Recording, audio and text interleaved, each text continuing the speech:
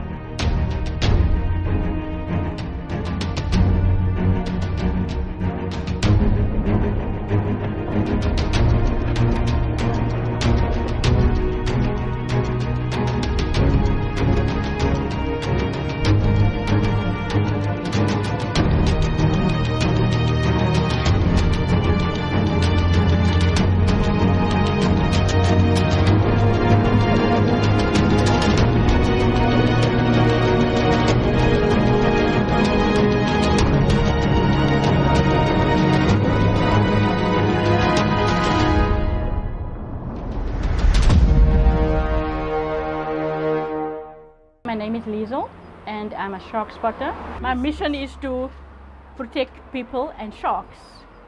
Is that that whale thing? Yeah, where that wave is now breaking. There's like what's that whale in that small whale? Not mink whale. It's gonna come now up. Because Vervin said the thing was up and down all the time here.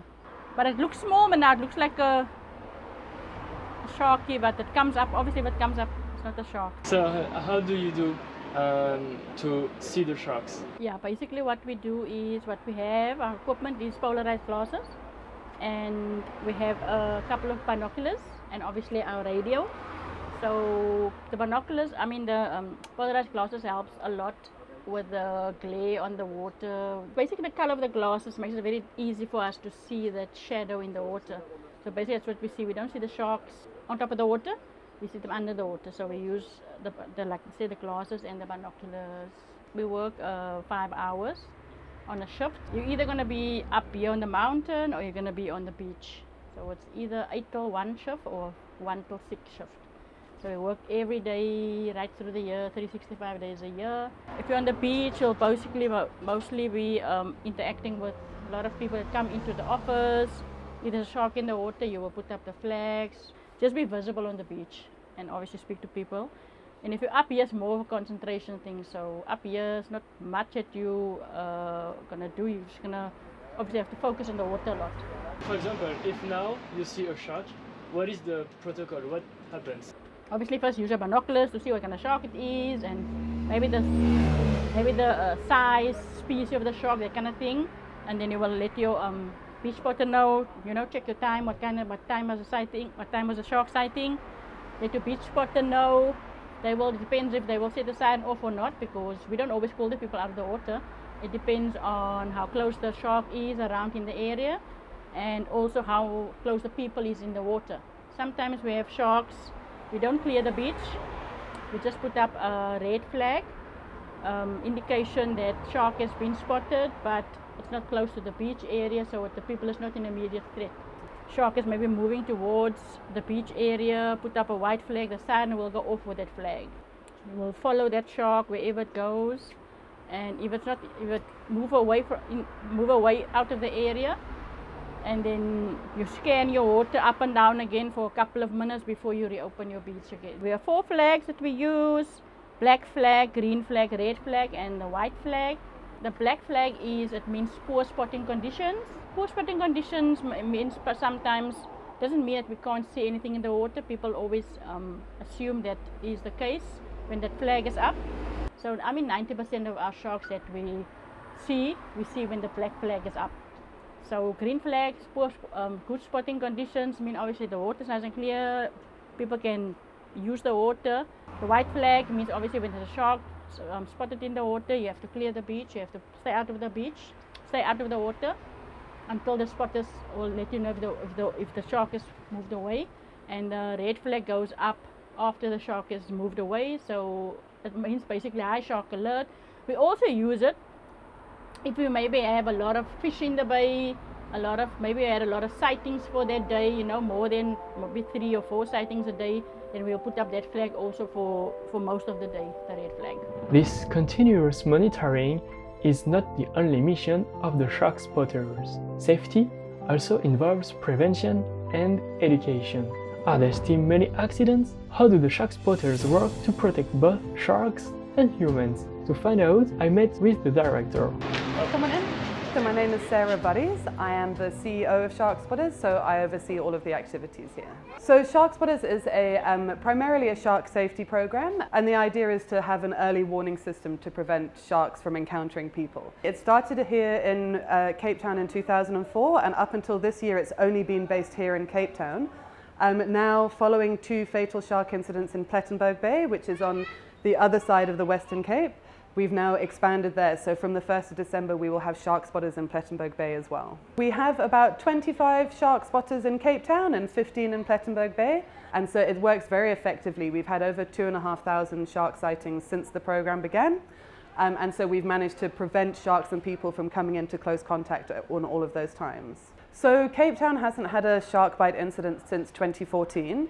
And so that's 8 years that we haven't had a shark bite incident. In Plettenberg Bay this year, there were 2 fatal incidents, which is relatively unusual. They have seen an increase in shark activity in Plettenberg Bay over the last year. So when you've got people and sharks sharing the same space, it's not entirely unusual for there to be incidents and accidents where people and sharks come into close contact. But in general, you're looking at just a couple of shark bites a year in the whole of South Africa, and less than 1 person a year normally dies from shark bites. And why sharks come this close to the human?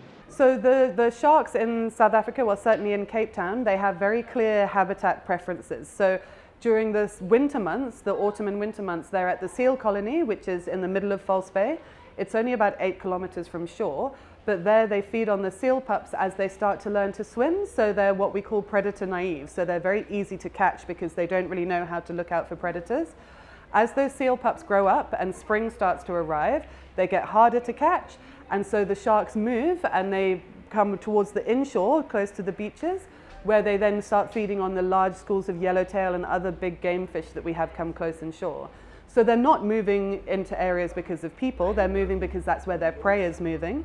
But of course, if they're spending spring and summer months at the beach, that's also the time that we're spending the time at the beach. So that's when we have the highest spatial overlap and the highest risk with regards to shark incidents. You also have missions to educate people about the sharks. How does it work, this part? Yes, so safety is just one of the pillars of our organization. We also have an applied research program where we study the sharks to help better conservation strategies for them. We have an active coastal conservation program where we do coastal rehabilitation to protect coastal habitats. And then we also have an education program where we go out to a wide range of people, whether it's to schools, to universities. We do beach pop-up events where we just set up on the beach and we teach people about shark safety tips, beach safety, so drowning prevention, as well as shark conservation, ocean conservation, the dangers of plastic pollution and stuff. And that's really valuable to try and change people's mindsets and make them more responsible ocean users. The biggest thing with shark safety is that you can take steps by yourself to prevent your risk of encountering a shark. So you can't always rely on measures like shark spotters. We're not at every beach. There's not shark safety programs at every beach. But you can do simple things like don't swim if you see birds feeding, if you see dolphins. If there's a lot of marine activity, that means that there's prey in the area and there's likely to be sharks. Stay in shallower water. Most of the sharks we see are behind the back of the surf line. So if you're in shallower water, you're less likely to encounter a shark. Swim in groups, because if you're in a group, not only are you more intimidating to a shark, but also if something happens, there's someone around to assist you. And then things like don't swim if you're bleeding. Try not to wear shiny jewelry because that reflection can look a bit like fish scales, and so that might attract a shark. And don't swim at dawn and dusk. In some areas it's because that's when sharks are more actively feeding, but also you can't see well around you, and if you can't see, then a shark can't see well. So it's really important to try and only swim in the ocean in good water conditions. Always listen to shark spotters or lifesavers. Listen to warnings when they happen, get out of the water. And yes, before you get to the beach or when you get to the beach, try and find out about shark activity. In the same way that we check what the weather forecast is, we must also be checking about shark activity. And if there's been a lot of shark activity at the beach that you want to go to, consider using another beach where there hasn't been so much.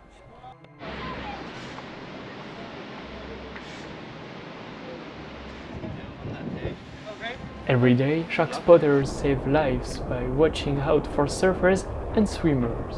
But through their commitment to scientific research, their action to safeguard and rehabilitate marine species and their habitats, through awareness raising and education, they make it possible to make the ocean better now, his species and the world we live in. A precious world, often weakened by humans and that we still know very little about.